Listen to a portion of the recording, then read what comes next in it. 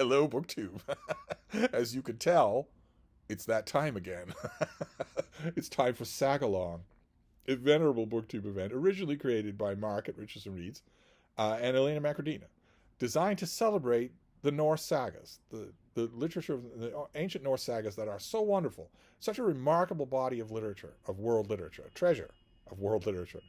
Uh, Mark and Elena have passed on the wolfskin mantle of leadership to Vin at Revenant Reads, naturally enough, BookTube's resident Viking, uh, who will be leading us through a what he refers to as a soft reboot of Sagalong in April.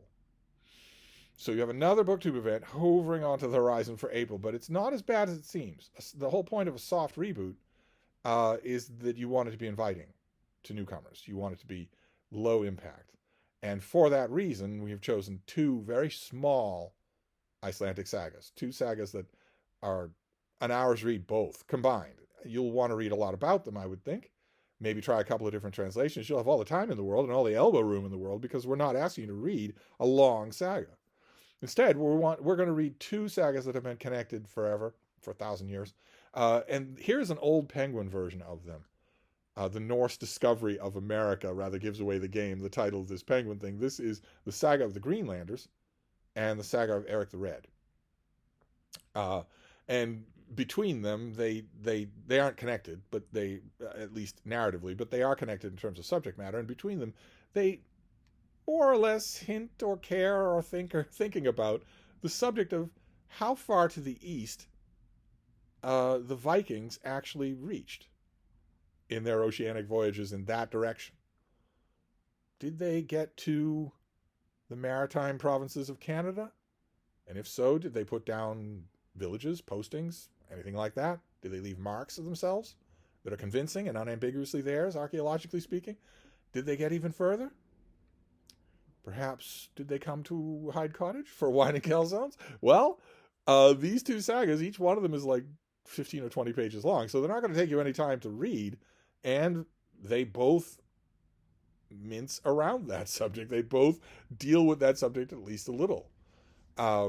We have a statue here in Boston of Lucky Leif Erikson gazing in the direction of his Nordic homeland in a fetching chainmail bikini. And you have your two choices here in the English language market. Probably there are others, but the two main choices will be a Penguin Classic. This Penguin doesn't make mass market paperbacks anymore, but this book was reprinted, I believe, in a fairly nice looking trade paperback. I don't believe it was updated all that much, but it was reprinted in a paperback that you can almost certainly get, that includes the saga of the Greenlanders and the saga of Eric the Red. In earlier translations with the usual Penguin stuff, a good introduction, good notes, and whatnot. But these two also occur in something that is the unofficial Bible of Sagalong. And that's this, the Penguin Classic Deluxe Edition of the Sagas of the Icelanders, with the deckled edges and the French flaps and whatnot. Both of these things are in here in newer translations with an extensive introduction. And also, not to get all consumerist on you, but this is a volume to have. It really is. I know that a lot of booktubers have a copy of this anyway. Sagalong or no, they just have it. Look at see that? The intaglio there underneath that you have to look to see it. Just a lovely volume. I remember when this came out as a hardcover, a fairly, in the US anyway, a fairly ugly, nondescript, big, heavy hardcover with a red dust jacket. And when this came out as a Penguin Deluxe Edition 25 years ago, I was overjoyed at what a beautiful thing it is.